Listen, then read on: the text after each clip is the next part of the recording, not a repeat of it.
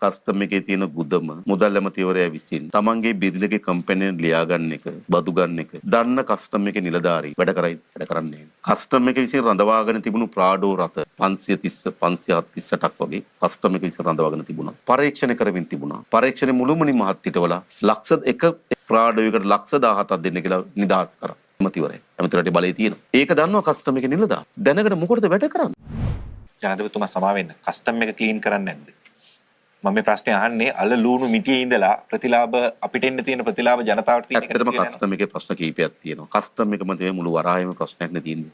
දැන් මේ මොහොතේ ඔය ප්‍රශ්නේ තියෙනවා. ඔව් ඇත්ත ගත්තොත් මෙහෙමනේ දැන් අපේ වරායට දැන් එනවා කන්ටේනර් මිලියන 7.8ක්. කන්ටේනර් ලක්ෂ 78ක් එනවා. 7.8 million containers arrive at our ports. Of that, only 15% enter the country. 85% are transferred. By 2030, we expect 11.5 million containers to arrive. By March, the western terminal will open. In June, the eastern terminal will be completed. Back then, there were no plans. Now, we need to establish a new place where these containers can be checked. We are planning to establish that in Kerawalapitiya. The minister has inspected the site too. Another privately owned place in Blumenthal was also considered. Criticisms of customs continue. අපි ඉතා ඉක්මනින්ම අපේ container ටික එළියට ගෙනල්ලා පරීක්ෂා කරන්න වෙන තැනක් හදන්න. එතන අපි ආරම්භ කරන්න හිතන් ඉන්නවා කෙරවලපිටියේ. බිමල් එමතුමා ගිහිල්ලා ඊයේ බලලත් තිබුණා. එතන ගොඩාක් ඉඩ තියෙනවා එතන. තව දේශීය පුද්ගලික සමාගමක් කතා කරන් තියෙනවා. බ්ලූ මැන්ඩල් වල එයා අලුත් බහළු මධ්‍යස්ථානයක් ගොඩනගන්න කියලා තිබුණා. එතන කුණු කන්ද ඉවත් කරලා එයාලා ඇස්සිය තෙන්ට යන්න. එයාට ඉඩමක් ආරන් තියෙනවා. සමහර ඉඩම් යාට තියෙනවා. එතන ව්‍යාපෘතියක් හදලා ඉක්මනින්ම මේ කන්ටේනර් ටික අරන් මෙතන මේව කරගන්න ඕන. අරක ඇත්ත ඉතින් තාමත් චෝදනා තිබෙනවා මේ කස්ටම් එක බඩු පරීක්ෂා කරන්න නැතුව පමා කරලා මුදල් ගන්නවා වගේ අදහස් තියෙනවා. හැබැයි මම කියන 14යි කියලා. දැන් ඕක ගැන හොඳටම දන්න ඔබතුමාගේ ලේකම්තුමා දැන්.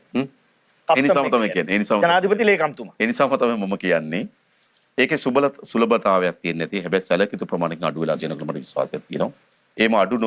That is why I'm saying it's a minor issue. But I believe it has significantly reduced. If not, customs would not have recorded revenue of over 1.5 trillion rupees. Recently, we suspended 4 people from customs for multiple reasons. But some of them also work 24/7. They work very hard. They are ready to transform customs. I'm repeating, it's not that we are ready and others are not. We are ready. Most of them in customs are. There's a handful who aren't.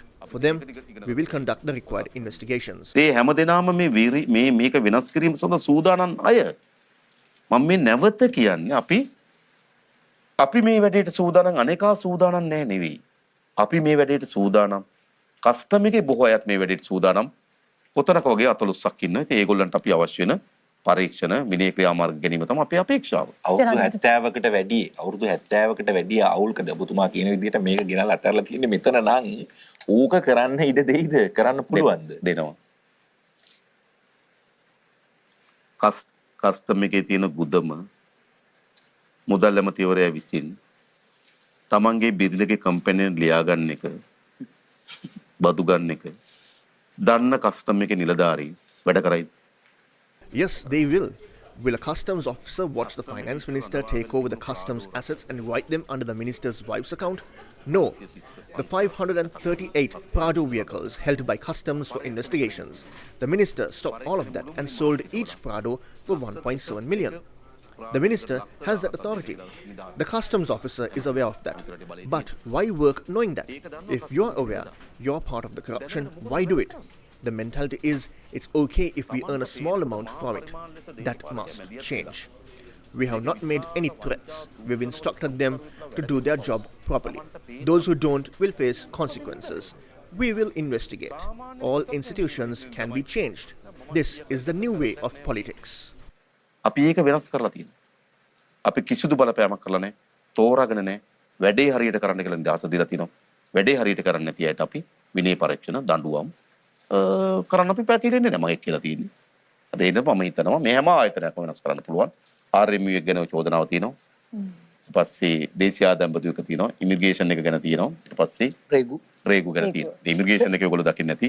අදත් මම හිතන්නේ එක්කෙනෙක්වත් ඒ වගේම exercise department එක දත්තන උඩ අරන් තිබුණේ සුරාබදු සුරාබදු අපේ පරීක්ෂ ඒවා යනවා. ඉතින් මේකට හුරු මේක තමයි අලුත් දේශපාලනේ. මේක තමයි රට අපේ හදීමේ දේශපාලනේ.